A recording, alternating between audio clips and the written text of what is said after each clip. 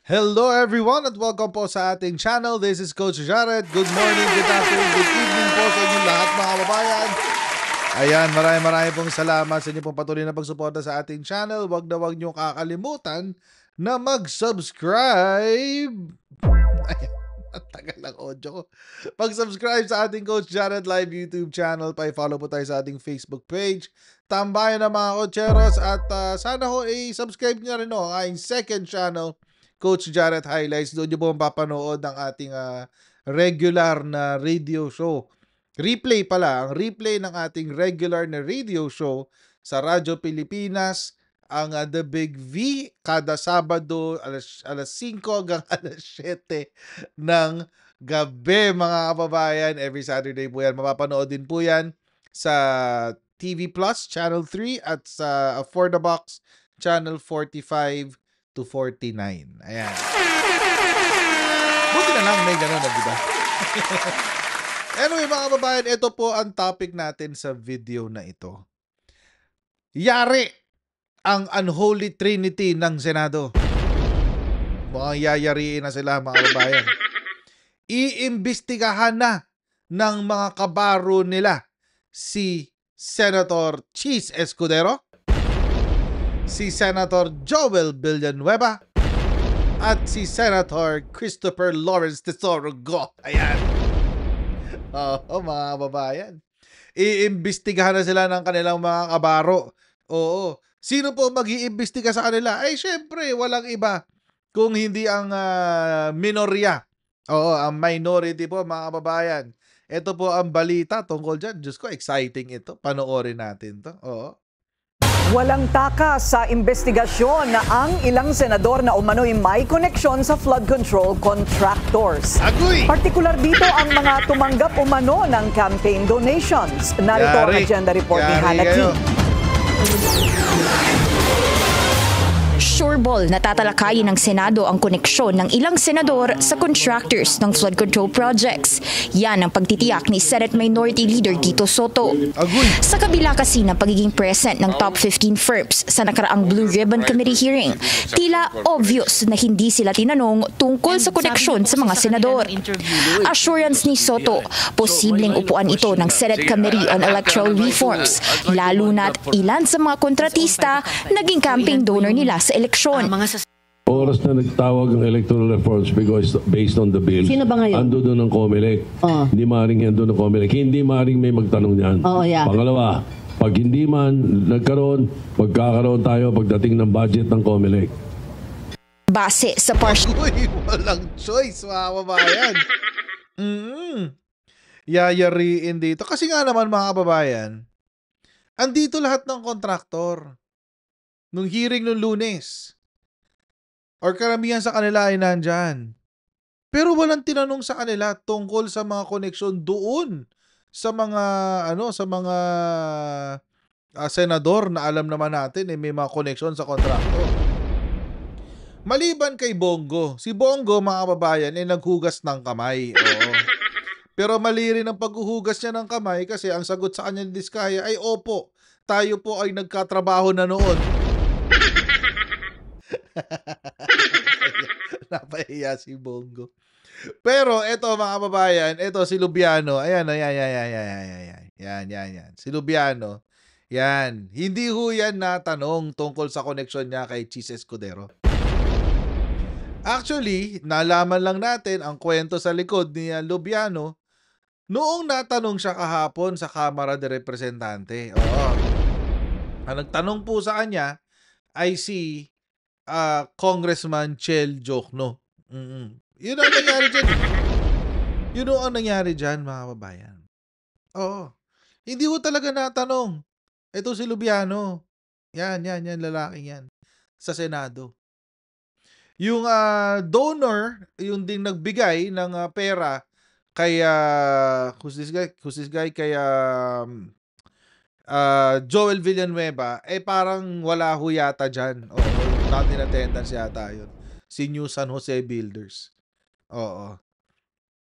At well, of course, andyan din naman yung CLTG tsaka Alfrego na no show. No show din ho dito sa hearing na ito. Kaya mga kababayan, this is good news. Magandang balita ho itong sinabi ni Senator Tito Soto na sila ho mismo ang mag-iimbestiga sa mga kabalbalan na pinaggagawa netong mga senador na to. Yari. Oo. Good luck. Good luck na lang kay Senator Cheese. Good luck kay Senator Bongo. At good luck kay Senator Joel Villanueva. Yari kayo dito sa dalawang to. Kay Senator Tito Soto at kay Senator Ping Lacson. Yari kayo dito. Koneksyon ng ilang senador sa contractors ng flood control projects. Yan ang pagtitiyak ni Senate Minority Leader Tito Soto. Sa kabila kasi ng pagiging present ng top 15 firms sa nakaraang Blue Ribbon Committee hearing, tila obvious na hindi sila tinanong tungkol sa koneksyon sa mga senador. Assurance ni Soto, posibleng upuan ito ng Senate Committee on Electoral Reforms, lalo na't ilan sa mga kontratista naging campaign donor nila sa eleksyon. Oras na nagtawag ng electoral reforms because based on the bill. Sino ba ngayon? Ando doon ng COMELEC. Hindi maaaring ando ng COMELEC. Hindi maaaring may magtanong niyan. Yeah. Pangalawa, pag hindi man nagkaroon, magkakaroon tayo pagdating ng budget ng COMELEC. Base sa partial list ng PCIJ o Philippine Center for Investigative Journalism, 3 senador ang may koneksyon sa mga kontratista. Number 1 si Senate President Cheese Escudero na ang top campaign donor noong 2022 si Lawrence Lubiano na may-ari ng Centerways Construction and Development Incorporated. Sumipot si Lubiano sa pagdinig pero hindi siya natanong tungkol dito. See? Walang kwenta talaga tong hearing sa Kamara, guys. Oo. As in, legit na walang kwenta. Promise. Wala talagang kwenta. Oo. Imagine, nandyan yung nag-donate ng 30 million pesos para sa kampanya ni Cheese Escudero. Pero hindi pinansin. As in, nag-attendance lang yata eh. Nag-attendance lang, guys. Nakakabwisit yun. Oo. Kalain nyo. Lagyato si Lubiano. Oo, tuloy natin, guys. Number 2 naman si Senator Joel Villanueva. Ang kontratistang New San Jose Builders ni dating Housing Secretary Jerry Acuzar ang isa sa top donors niya noong 2022. Si Senador Bongo naman, anak ng owner ng CLTG Builders, habang kapatid ang may-ari ng Alfrego Builders and Supply. Una na ring tinanggi ng 3 mambaba. Sorry. Alam niyo, nakakatawa tong itong kay Bongo kasi si Bongo talagang dinideny niya na wala siyang koneksyon. Dinideny talaga niya. Wala siyang koneksyon sa negosyo ng kanyang ama. Ganun pa siya ganun pa siya magsalita. Wala raw siyang koneksyon sa negosyo ng tatay niya. Paano masasabing wala kang koneksyon kung pumayag ka na gamitin mismo ang initials na iyong pangalan sa pangalan ng kumpanya? Ayun, CLTG, Christopher Lawrence Tesoro Go. Kaya yan CLTG.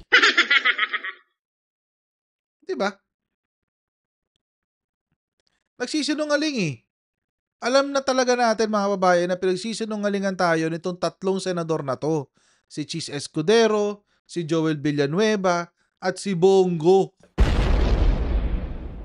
Tingnan natin. Pangkapatid ang may-ari ng Alfrego Builders and Supply. Una na ring tinanggi ng 3 mambabatas ang involvement nila sa contracts ng mga nasabing kumpanya. Si Senator Ping Lacson ang mangunguna sa pagtalakay nito na siyang chairman ng Electoral Reforms Committee. Siya rin ang nagpaputok ng porsyentuhan ng mga opisyal sa flood control. Alam mo, aside from being very good PNP chief, Chief of Police, magaling na investigador yun. Kaya nga siya naging PNP chief. Hindi naman siguro siya magiging PNP chief kundi siya magaling. Diba? Tuloy natin. Posibleng sumalang din sa Q&A si Senator Mark Villar pagdating ng budget deliberations ng DPWH. Hindi rin kasi siya tinanong tungkol sa role nito sa flood control projects bilang kalihim noong Duterte administration. Tiniyak ni Soto na walang agreement para pagtakpan ang kaugnayan ni Villar sa issue. Malamang sasabihin dyan ng mga ibang senador, parang courtesy na lang sa kapwa na senador.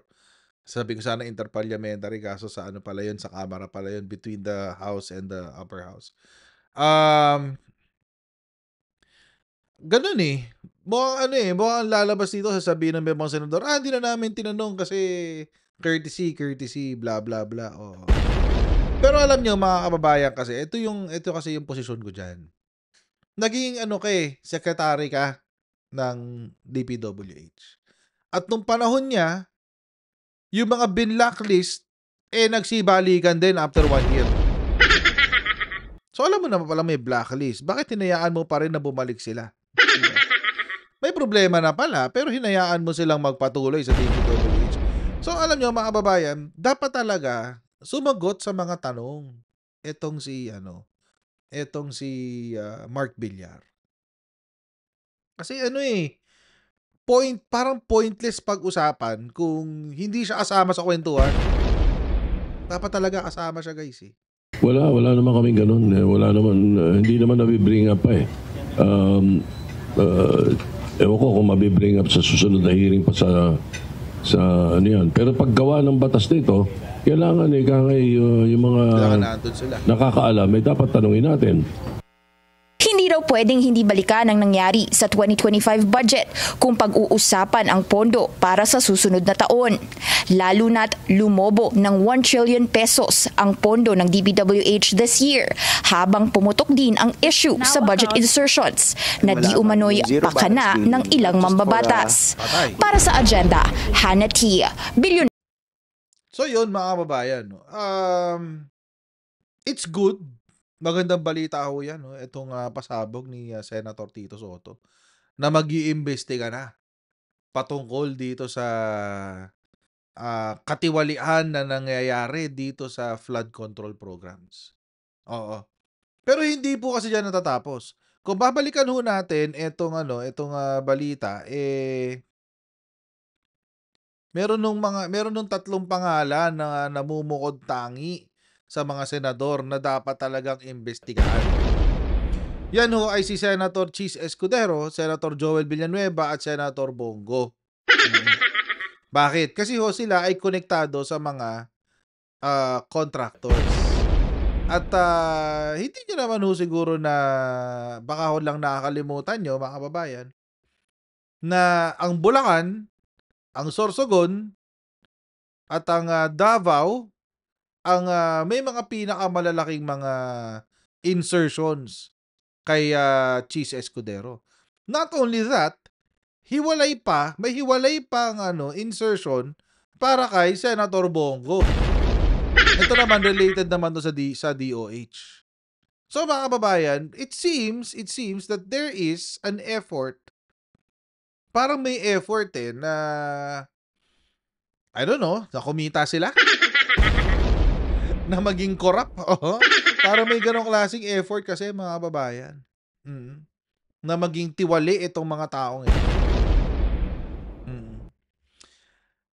So mga kababayan, isa rin po sa mga dapat malaman ay kung ano yung involvement nitong tatlong kumpanya sa kanilang kampanya. Ayan.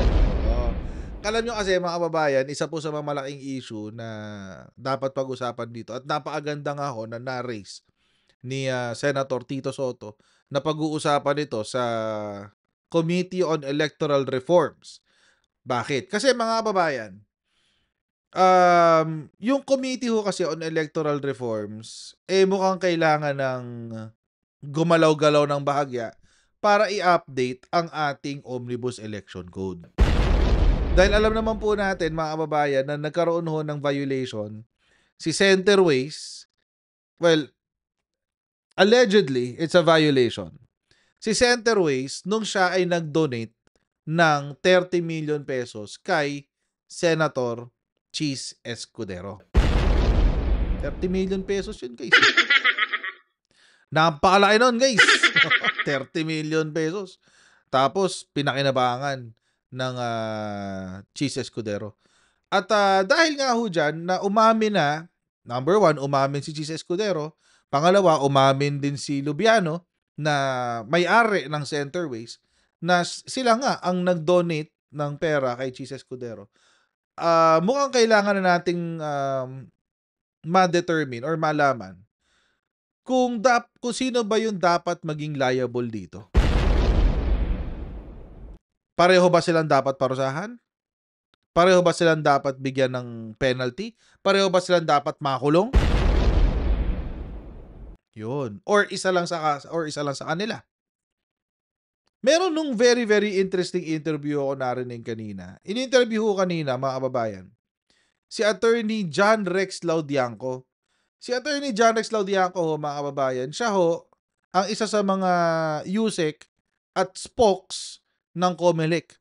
At currently po ay nag-iimbestiga sila dito sa mga nangyari na donation sa mga politiko. At ang mga nag-donate ay may kontrata sa gobyerno.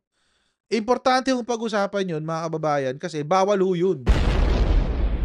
According po sa Omnibus Election Code, Section 95, if I'm not mistaken, kung ikaw po ay kontratista ng gobyerno at meron kang ongoing na project, ay bawal kang mag-donate sa isang kandidato. So, ito, napainggan ko to interview na to kanina. Very, very interesting kasi apparently, may mga kailangan talaga tayong i-update pagdating sa Omnibus Election Code. Pakinggan natin. Lower house? Sa ngayon po, dun sa parte na yan, hindi pa po. Pero maaari rin po talagang mapatawag po kami dyan. Yes, oo. Lalo na yung kahapon dun sa interpellation, mukhang sumisafety yung representative ng isang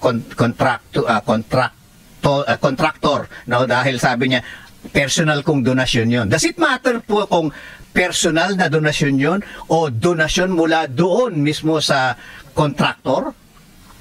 Alam niyo po, yan isang bagay na lumalabas ay legal issue na nire-resolve pa po ng COMELEC ngayon. Nabanggit na rin po ni Chairman Garcia, yung parte na yan, na-anticipate na rin po namin yan. Pero sabi nga po ni Chair, ang commitment natin, i-resolve natin kasama itong legal issue na to. Kahit pa kung ikaw ba mag-donate in your person, titignan ba natin yung tinatawag natin sa corporation code na separate entity ba talaga? Or, nandun din sa corporation code, shall we pierce the corporate bill? Para makita natin, talagang kahit na in-person nilabag pa rin. Yan po yung mga bagay na kasamang re-resolvehin po ng COMELEC section na to. Well, actually, mga kababayan, opinion ko lang naman to. Parang sa para lang maliwanag, meron no kasing basis dyan sa corporation code. Na hiwalay ang pagkatao ng korporasyon doon sa may-ari. That's a legal doctrine. Legal doctrine ho yan. Kasi nasa corporation code, nakadefine po ang isang corporation as an artificial being created by operation of law, etc. etc.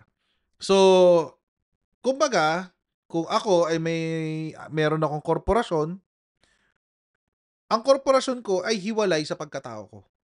Kaya ganun ho yun. Ngayon, mga kababayan, dito ho kasi sa question ng Section 95 ng Omnibus Election Code, kailangan hong pagdesisyonan ng COMELEC. COMELEC pa lang wala pa sa Supreme Court. COMELEC pa lang. Kailangan hong pagdesisyonan ng COMELEC kung ang donasyon ba, personal donation, ng isang may-ari ng kumpanya na may kontrata sa gobyerno ay napapabilang sa mga bagay na pwedeng parusahan ng Omnibus Election Code. Kaya sinabi ni Attorney John Rex Laudianco, that's a legal issue. Kailangan nung pagdesisyon na nangyayari ng Korte Suprema, ng COMELEC. Oo, kasi this is the first time that we have heard something like this. Oo. Siguro matagal na hong practice, pero matagal nang ginagawa, pero dahil, hush-hush, di ba? Hindi masyadong pinag-uusapan. Pero ngayon, na-expose dahil sa expose ni President Bongbong Marcos. So, ang tanong ngayon, mga kababayan, yung bang mga korporasyon na mga individual na nagdo-donate, na may mga may-ari ng korporasyon na may kontrata sa gobyerno, dapat ba silang parusahan ng violation ng Omnibus Election Code? Wala pa pong sagot dyan ang COMELEC. Iniimbestigahan pa po yan ngayon. Pero ako po personally, I think at the very least, minimum, meron doon kasi tayong doktrina, legal doctrine, mga kababayan, na sinasabi, what you cannot do directly, you cannot do indirectly. Yung bagay na hindi mo pwedeng gawin ng diretsahan by law, dapat hindi ka magkaroon ng pagkakataon na gawin siya indirectly. Oo, sa pamamagitan ng mga loopholes ng batas. So what you cannot do directly, you should not be able to do indirectly. So ako personally, and this is a personal opinion, hindi pa naman ho ako abogado, pero base lang po sa mga napag-aaralan natin, tababasa natin jurisprudence, dapat pwedeng maparusahan yung may-ari kahit nahiwalay siya sa korporasyon. Dapat sa kaso po na ito, pwede po nating ma-pierce ang corporate personality or corporate entity. Tinatawag nga po sa corporation code. Sana ho, pwedeng maging qualification ito. Itong donation as an element sa pag-pierce ng veil ng corporate personality or corporate entity.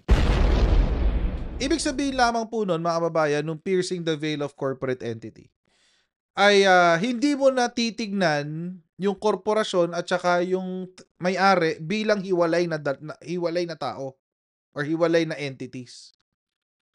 So, titignan ho siya sa pananaw ng batas, titignan siya yung may-ari at yung korporasyon bilang iisang tao. So sana po maisama itong piercing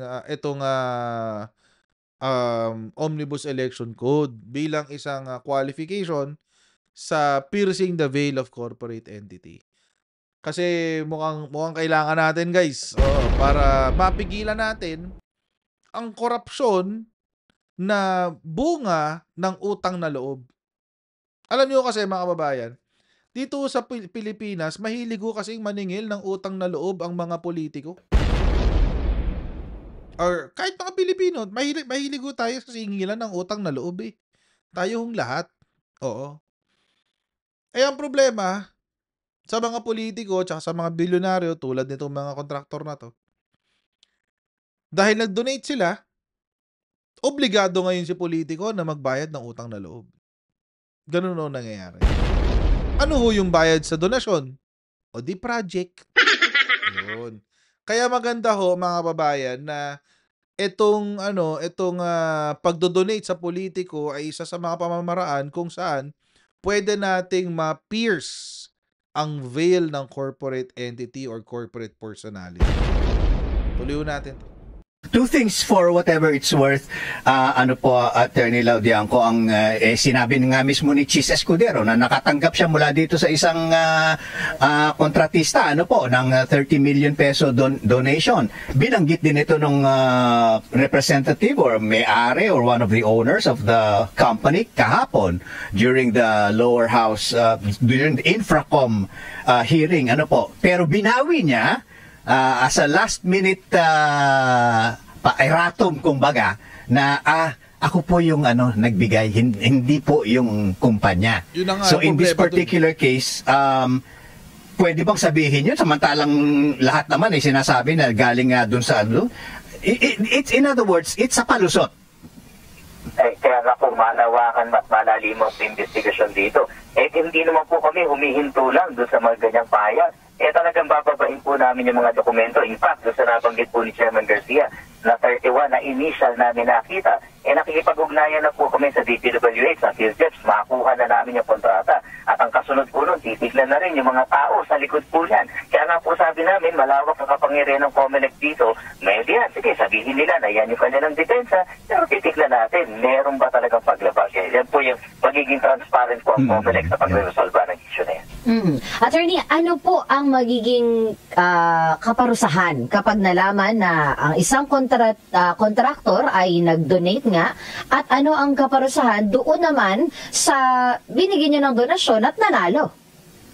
Siguro po mas malinaw, Ma'am Rica, no? Doon sa Section 95 na Omnibus Election Code, yung unang enumeration po dyan, ang makikita nyo ay pinagbabawal sa sino mang natural person or juridical entity. Marami po enumeration yun na magbigay. Kasama na nga po yung contractor. Pero pag bumaba kayo doon sa dulo, meron din pong one sentence na nasa dulo niyan. It shall be unlawful for any person to receive any of the donations from any of the following or enumerated above. So makikita nyo, dalawa yung tinitignan nung 95. Yung nagbigay at yung tumanggap. At pareho po ang classification niyan.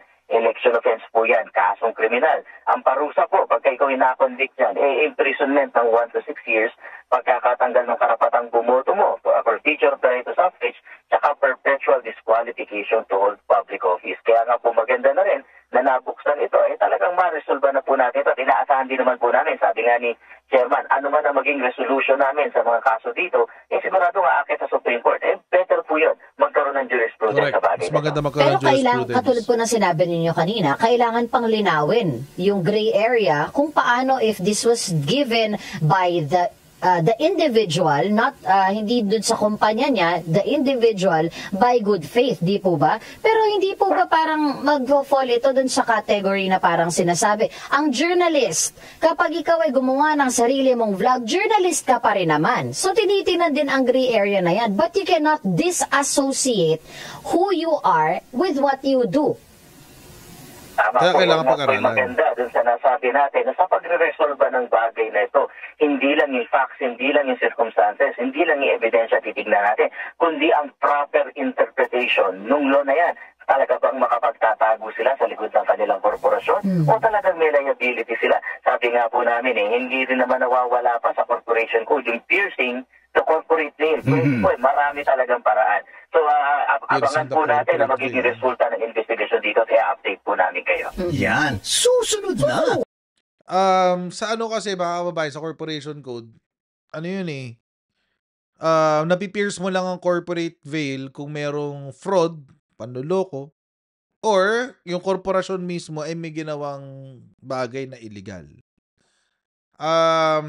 But again, mga kababayan, kung pinag-uusapan po natin na nag-contribute, kung ang nag-contribute ay ang may-ari, hindi yung korporasyon mismo, paano ho natin i-pierce ang corporate veil?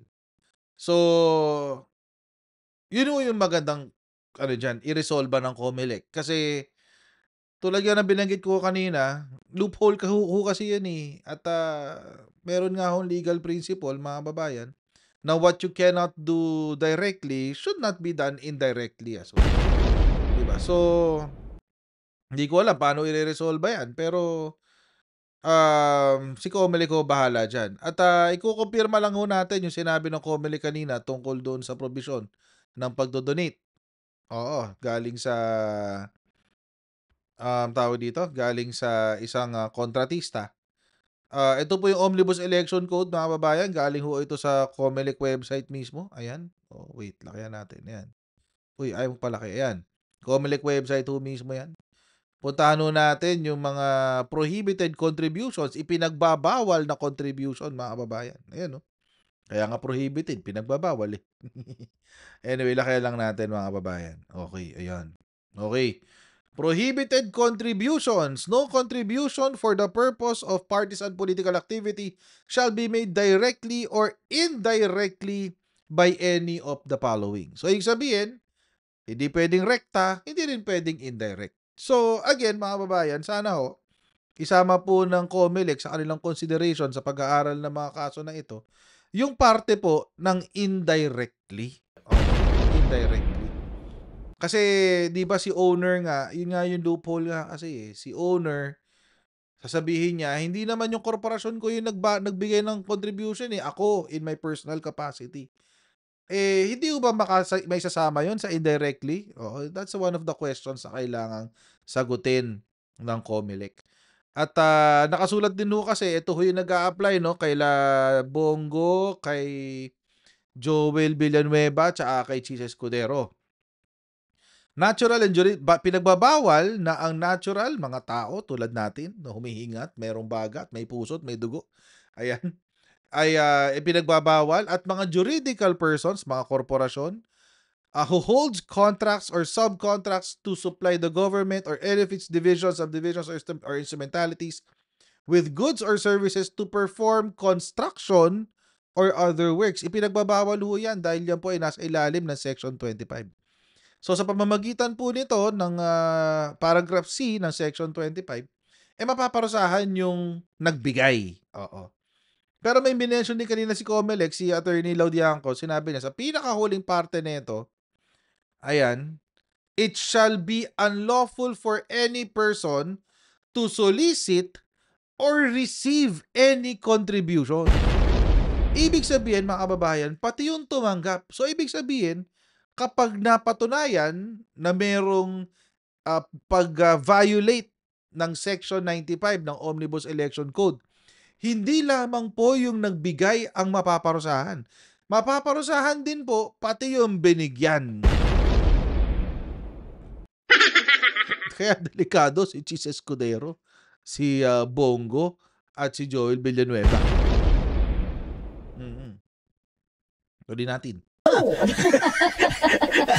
Attorney Laudianco, please explain this to me. Ano po? Kasi parang ang nakikita ngayon ng marami is ang tagal-tagal ng mga nangyayari ito. Bakit ngayon lang nagkukumahog yung iba pagkatapos ng sona ng presidente for 2025? Now, if we're talking about the 2022 elections, can you report on anything that has been done by the COMELEC in pursuit of ito nga pong issue na mga kandidatong naging recipient ng donasyon, campaign donations ng mga flood control or infra projects na mga kumpanya?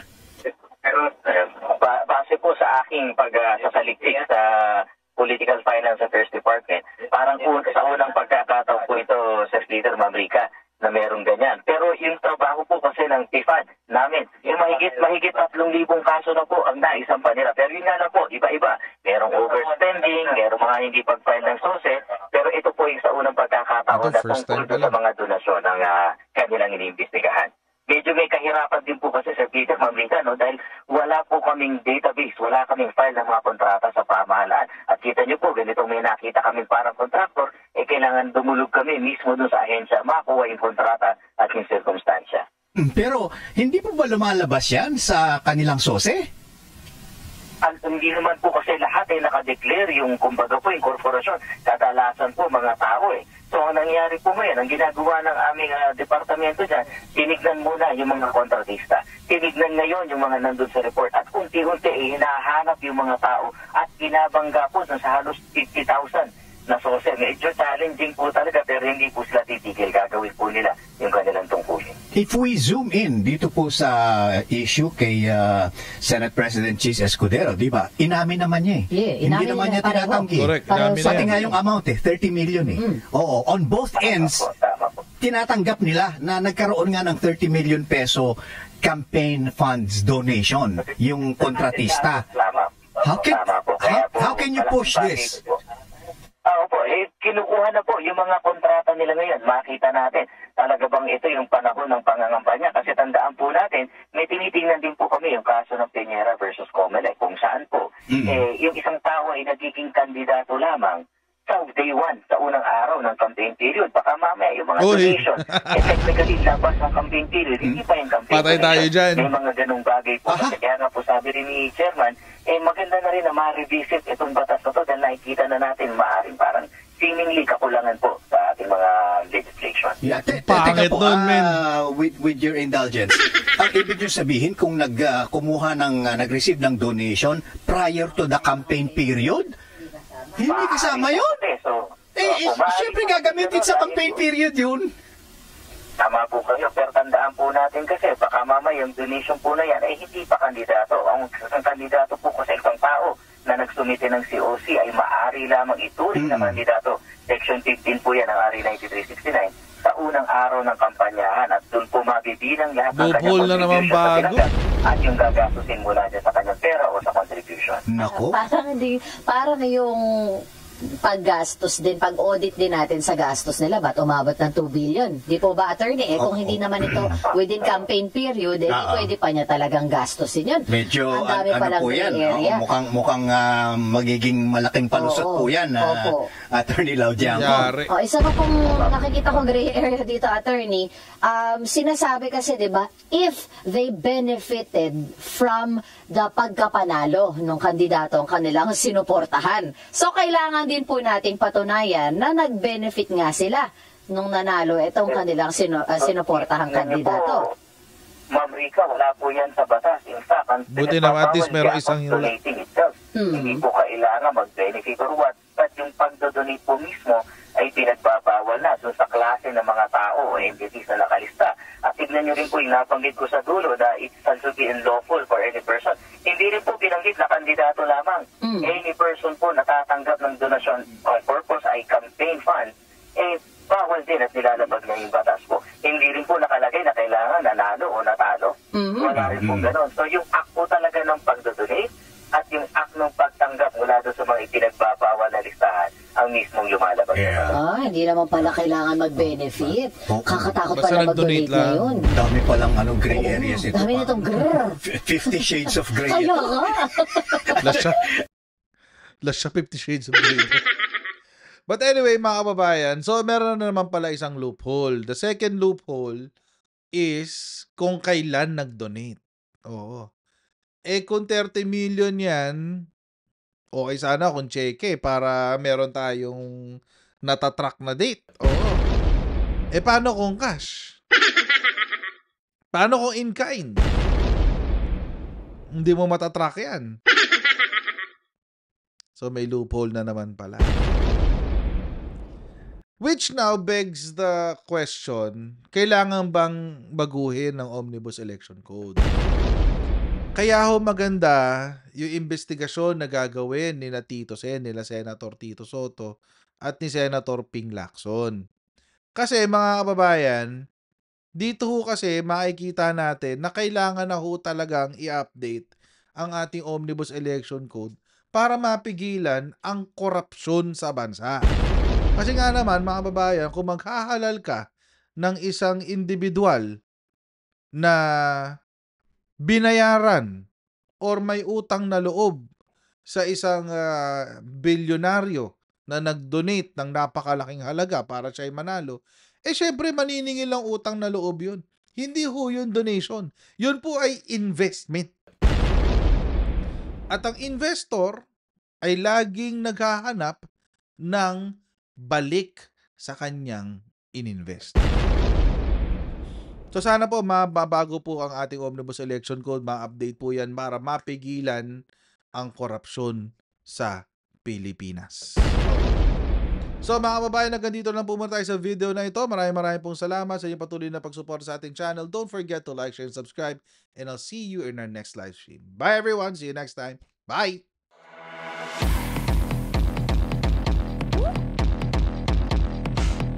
Pag ganun, huwag natin gawing tanga mga Pilipino. Mas maganda kasi nasa lugar ka ng tama kaysa yung pinipilit mo yung pagkakamali.